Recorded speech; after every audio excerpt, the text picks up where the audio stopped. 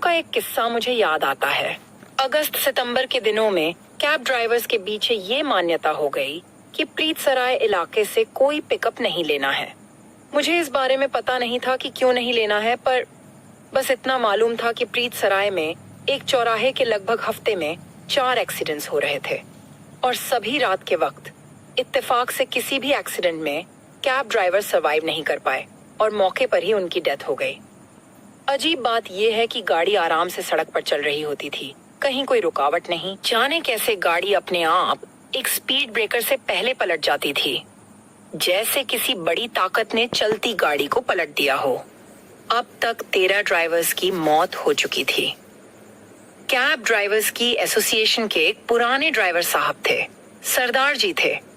उन्होंने बताया था कि इन एक्सीडेंट्स में से एक एक्सीडेंट के बाद एक ड्राइवर की जब आखिरी सांसें चल रही थीं, तो उसने लोगों को बताया था कि गाड़ी के सामने एक औरत आकर खड़ी हो गई थी। उसका चेहरा डरावना था, आंखें सफेद और पैर दूसरी तरफ थे। वो तब तक किसी बात को मानता नहीं है जब तक उसके साथ वो हो न जाए। तो हम भी एक जमाने में हीरो हुआ करते थे, रात की शिफ्ट करते थे। नई उम्र का जोश था, जवानी थी।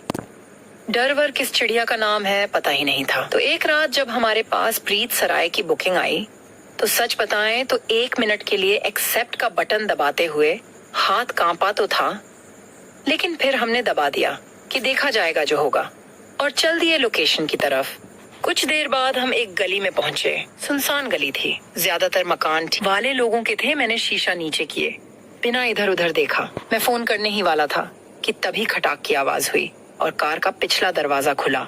चौंक कर पीछे देखा, तब तक एक लड़की कैब की पिछली सीट पर बैठ गई। 25 की उम्र होगी, बड़ी बड़ी आंखें, खूबसूरत चेहरा, लंबे बाल, सफेद रंग का सूट जिस पर करीने से ओढ़ा हुआ दुपट्टा और माथे पर बिंदी।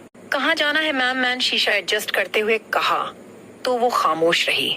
गाड़ी चल पड़ी थी। अंधेरी सन्नाटी रोड पर तेज रफ्तार में गाड़ी चली जा रही थी। गाड़ी में हल्का हल्का म्यूजिक बज रहा था। मेरी नजर सामने वाले शीशे में गई तो नजर उस लड़की से टकरा गई। मैं चौंक गया। वो लड़की एक टक शीशे में ही देख रही थी। फिर अचानक से उसकी आवाज गूंजी, भूतों पर यकीन करते हो? अचानक से हुए सवाल से मैं कांप गया। क्या मतलब? मैं पूछ रही हूँ। भूत प्रेत में यकीन रखते हो? नहीं, मैं नहीं मानता। भूत प्रेत कुछ नहीं होता। लेकिन आप ये सब क्यों पूछ रही हैं? फिर से खामोशी छा गई। उधर से कोई जवाब नहीं आया। मैं थोड़ा सकपका गया। उसने फिर पूछा, मैम आपने बताया नहीं कि गाड़ी रोको? अचानक से उस लड़की की आवाज फिर गूंजी, जी क्या कहा? गाड़ी रोको, लड़की ने फिर कहा। तो मैंने हैरानी के साथ गाड़ी में ब्रेक मारा। बोली, एतराज ना हो तो मैं आगे बैठ जाऊं, मुझे पीछे बैठना पसंद नहीं है। उसने कहा तो मैं थोड़ा सकपकाया जरूर, लेकिन फिर अपनी घबराहट छुपा ली। हाँ जरूर, आ जाइए, आगे आ जाइए। कार का दरवाजा खुला और वो लड़की उतरकर आगे वाली सीट पर आ गई। कार फिर से चलने लगी। मेरे मन में अब डर बैठ चुका था। समझ नहीं आ रहा था कि ये सब क्यों कर रही है वो लड़की। मैं अब कनखियों से उसे देखने की कोशिश करने लगा।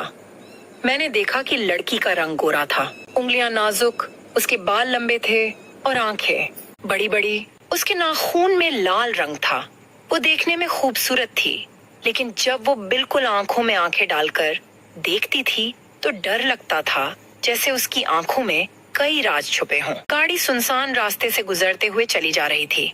मैप का नेविगेशन मेन रोड से होकर एक अंदर की सड़क पर आ गया था, जहां दोनों तरफ बड़े बड़े पेड़ लगे हुए थे और दूर तक कोई आदमझात नहीं थी। गाड़ी तेज रफ्तार सड़क पर भागती चली जा रही थी। मैंने गर्दन मोड़ने के बहाने दाएं बाएं करते हुए एक नजर उसे देखने की कोशिश की।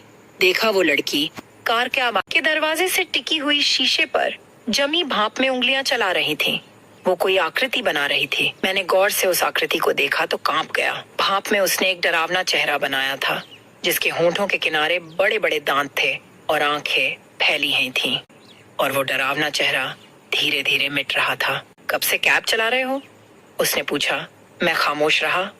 फिर बोला, आप इतनी रात में निकली हैं, कोई इमरजेंसी है क्या? मैं रात में ही निकलती हूँ, मुझे रात पसंद है। वो बोली, नहीं इमरजेंसी नहीं है, मैं रात में ही निकलती हूँ, मुझे रात पसंद है। मेरी जबान लड़खड़ाने लगी, पर अपने डर को संभाले रहने में ही समझदारी समझी।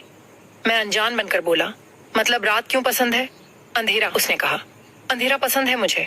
देखो अंधेरा कितना खूबसूरत होता है ना, ये हर चीज को अपने में समेट लेता है। लोग अंधेरे से डरते हैं, जबकि डरना उन्हें रोशनी से चाहिए। अंधेरे में तो कुछ दिखता ही नहीं, जब कुछ दिखे ही ना तो डर कैसा? कहते उसने फिर से कार के कांच में भांप मारी और कुछ तस्वीर बनाने लगी। मुझे लग रहा था कि अब मैं फंस चुका था।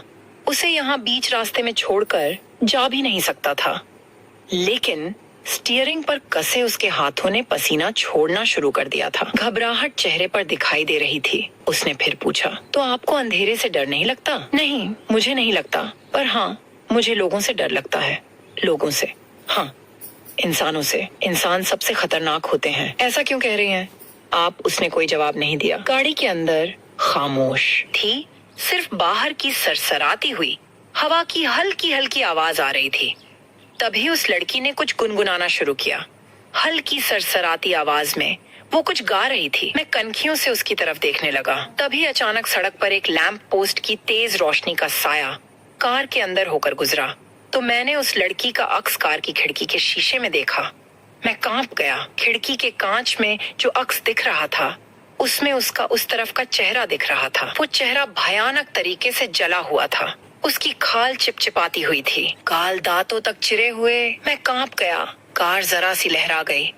मैंने कार संभाली और फिर से शीशे की तरफ देखा, लेकिन अब रोशनी नहीं थी। मैं अब चीखना चाहता था, पर चीखने से भी डर रहा था। मैंने दिमाग चलाया और बहाने से कार की लाइट जलाई।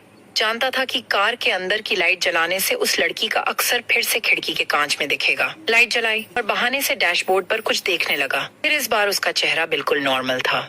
मैंने गहरी सांस ली। अभी मैं कुछ दूर ही चला था कि अचानक मुझे सड़क के किनारे कोई खड़ा दिखाई दिया। गौर से देखा, वही लड़की थी जिसको हमने लिफ्ट दिया था।